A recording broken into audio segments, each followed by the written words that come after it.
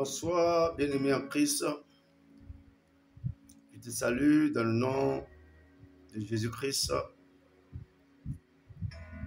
En ce soir, je vais vous parler de notre héritage en Jésus-Christ. Ce soir, j'ai demandé au Saint-Esprit de prendre le contrôle de ce temps et demandé au Saint-Esprit de nous donner la sagesse et l'intelligence pour pouvoir vous exhorter en ce soir. Nous allons prendre au Romains 4 à partir de verset 13. En effet, ce n'est pas par la loi que l'héritage du monde a été promis à Abraham ou à sa postérité. C'est par la justice de la foi. Vous voyez, Dieu est en train de nous dire, au travers de Paul,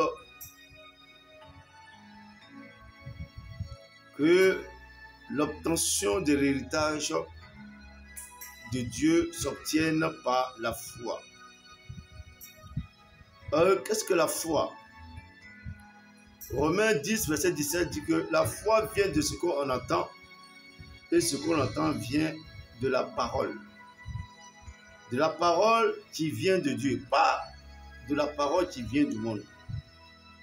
Pas de la connaissance qui vient du monde, mais de la connaissance de la parole, des promesses de Dieu. Et notre foi doit s'attacher à ces promesses. Donc, pour connaître, pour que tu puisses avoir ces promesses, les bénédictions de Dieu, il faut que tu aies la foi. Et pour que tu aies la foi, il faut avoir la connaissance de la parole. Inspiré par le Saint-Esprit, révélé par le Saint-Esprit. Paul dit, l'héritage du monde a été donné à Abraham et à sa postérité par la foi. Le doute, l'incrédulité, le manque de foi, la peur nous éloignent de nos terres promises, nous éloignent de nos destinées. Vous voyez le peuple d'Israël, quand ils sont quittés en Égypte, Dieu les a donné une promesse. En disant que je vous fais sortir de la souffrance et je vous amène à la terre de gloire, là où coule le lait et le miel. Mais à la rentrée de la terre promise, Dieu a éprouvé son peuple en envoyant 12 personnes sur le territoire de Canaan pour explorer Canaan. Et quand ces 12 personnes sont arrivées, ils ont vu une belle ville, une ville pleine de richesses, et ils ont vu aussi les géants. Mais le problème du peuple d'Israël, c'est que ils ont porté leur regard de chair, sur le visible, ce qui est visible, les géants, ce qui fait peur, ce qui peut leur faire douter de la promesse de Dieu. Au lieu d'avoir les yeux spirituels pour voir le lait et le miel, même s'ils voyaient l'existence des géants, ils ne devraient pas oublier, ignorer la parole de Dieu qui les avait été donnée. Mais ils ont porté leur regard sur ce qui fait peur. Et à leur retour, Le compte rendu fait par les 10 personnes, à part Caleb et Josué, a découragé le peuple en disant que Moïse et Dieu nous ont envoyés ici pour nous faire mourir.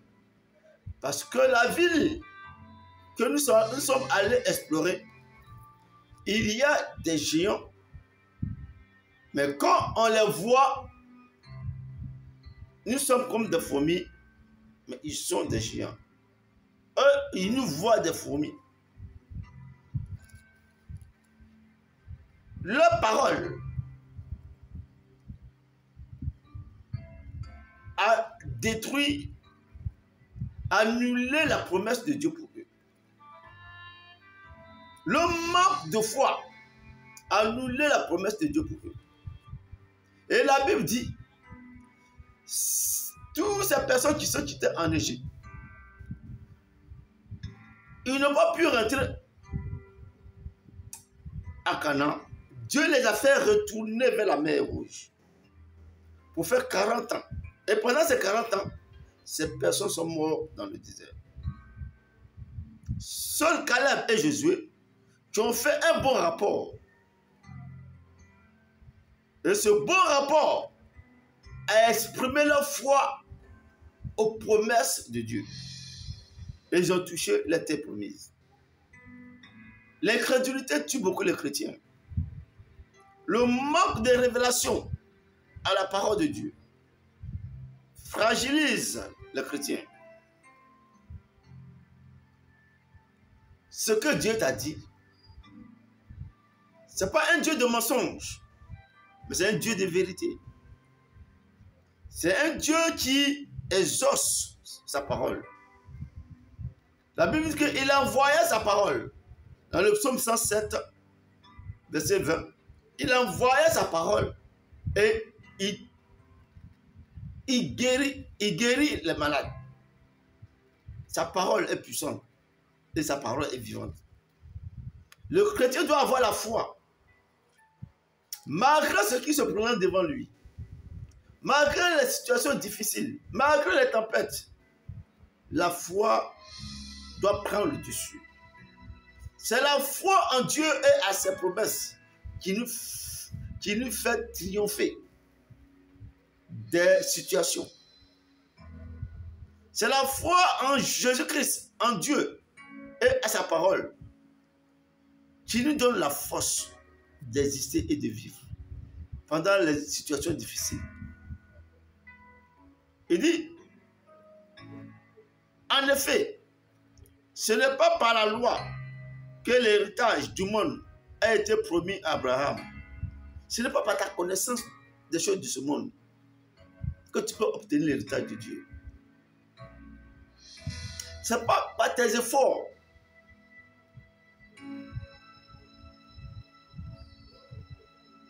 En cherchant des connaissances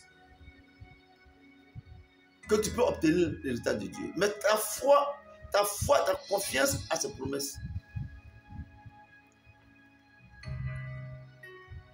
Il dit, en effet, ce n'est pas par la loi que l'héritage du monde a été promis à Abraham ou à sa postérité, mais c'est par la justice de la foi. Par la justice de la foi. La foi vient de ce qu'on entend. Et ce qu'on entend vient de la parole de Dieu. As-tu confiance à la parole de Dieu? As-tu confiance aux promesses de Dieu? As-tu confiance à ce que Dieu t'a dit? Est-ce que tu es accroché à cette parole? Dieu dit à Abraham, tu seras père d'une multitude de nations. Abraham n'a pas d'enfant, n'avait pas d'enfant. Mais Abraham a eu confiance en Dieu. Abraham a eu confiance à la promesse de Dieu.